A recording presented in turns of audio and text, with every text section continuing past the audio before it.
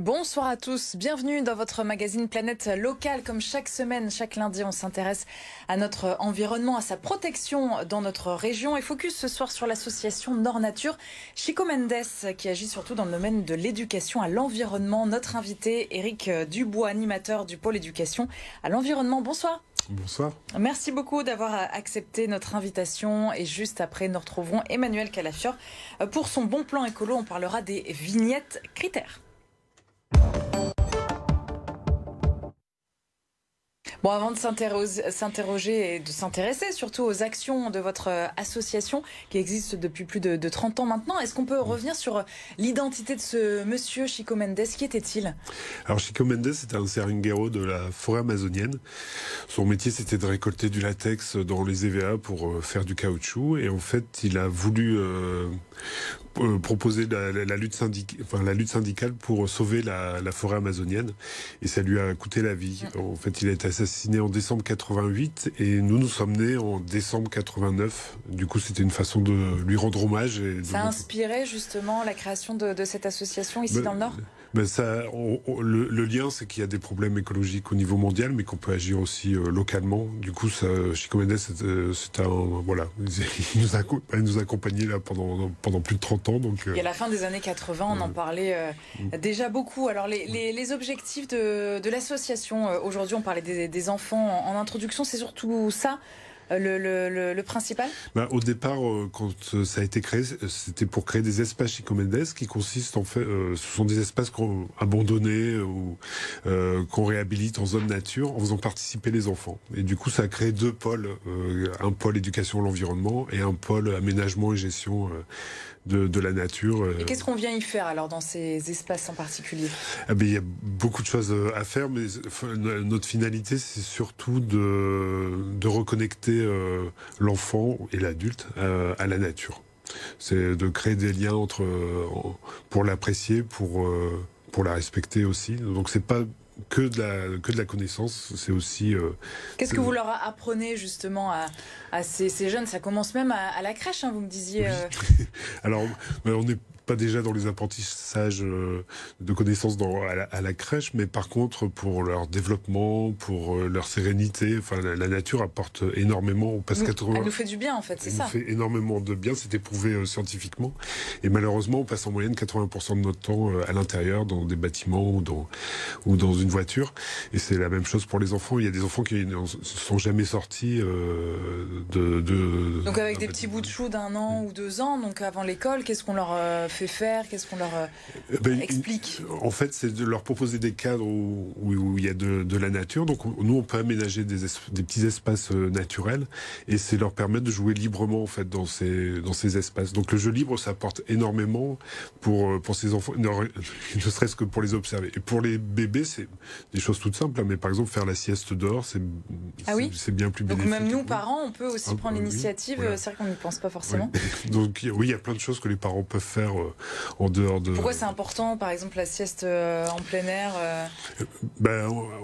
C'est pareil, c'était prouvé scientifiquement que c'était plus bénéfique une bonne sieste dehors qu'à l'intérieur. Et en plus, on nous contacte le chant des oiseaux, etc., du bon air, Et pour les plus grands, alors comment ça se passe? Vous étiez, je crois, cet après-midi justement au plan Anquan, au parc Mosaïque. Est-ce qu'on passe un palier? On est plus dans la sensibilisation? Alors, en effet, on fait plus de choses, évidemment. Là, par exemple, on a observé les petites bêtes qui vivaient dans un petit terrain de nature qui sera consacré à la petite enfance. Du coup, voilà, mais pareil, on utilise des approches scientifiques, des approches sensorielles, beaucoup, et puis l'approche sensible, le petit côté artistique, comme par exemple... Oui, vous nous avez ramené des petits objets, alors... Voilà, ça c'est une petite palette de couleurs qui a été faite par un enfant cet après-midi, et donc à partir de petits éléments naturels collés sur un scotch double face, donc c'est des choses vraiment toutes simples. Avec quelques animations scientifiques aussi? Oui, donc la recherche de petites bêtes, avec des petites boîtes, des pinceaux, donc ils ont passé 1 heure à fouiller, à chercher, l'idée c'est vraiment par ces petites activités, de les reconnecter à la nature et de s'y sentir bien en fait. Et quand on est gamin, justement, on a peut-être entre guillemets moins peur des petits insectes, on est un petit peu plus curieux, non? Comment ils réagissent, comment ils sont dans l'interaction avec vous? La peur vient des adultes de toute façon, donc tout petit, il n'y a aucune appréhension par rapport aux petites bêtes. Ça arrive à partir de 4-5 ans, quoi, mais voilà, c'est quelque chose qui est inculqué par les adultes. Qui vous accompagne et vous soutient l'association ici dans le Nord et la région? Il y a toute la région, par exemple, le département du Nord et l'ADREAL qui est le ministère de l'Environnement au niveau régional, mais on a aussi des fonds privés et puis il y a pas mal d'autofinancement aussi. Alors, on a déjà eu l'occasion avec deux associations qui viennent ici chaque lundi de parler de bénévolat aussi. Oui. Vous recherchez des bénévoles pour les différentes actions justement de l'association tout au long de l'année. Comment ça se passe? Est-ce qu'on peut intégrer l'association? Alors bien sûr, on peut intégrer l'association en adhérant, il suffit d'aller sur notre site Chico Mendes et de façon régulière, on organise aussi des chantiers, on fait des appels à bénévoles. Alors si c'est dans un collège avec les collégiens, si c'est dans une collectivité avec des gens de la collectivité, donc on cible à chaque fois en fonction du lieu où on est. Et quel gros projet là à venir du coup? Le printemps commence, c'est la période ou ça se fait plutôt en hiver? Alors les gros chantiers c'est plutôt en hiver pour pas déranger trop la faune et la flore, mais là en ce moment on fait pas mal d'animations, notamment dans le PVL Carambeau, parce qu'il y a un ABC, donc c'est qui est mis en place en ce moment. On essaie de relever la faune et la flore sur toute la communauté. Pourquoi ici? En fait, c'est le choix de la collectivité et de notre côté, nous, on doit mettre en place les animations pour le grand public. Donc, vous pouvez les voir sur notre site. Il y a un calendrier aussi avec pas mal d'animations où le grand public peut venir. Vous venez en famille pour découvrir la nature. Bon, c'est Nord Nature Chico Mendes. Merci beaucoup d'avoir été avec nous, Éric Dubois, pour nous sensibiliser encore un petit peu plus donc aux bienfaits de la nature, à la protection de l'environnement. On continue avec le bon plan écolo. Emmanuel Kelafer qui nous a rejoint. Emmanuel, un épisode de pollution, évidemment, on en a parlé longuement sur nos antennes aux particules fines, sans précédent depuis quelques jours. Et vous revenez, vous, sur la vignette critère ce soir?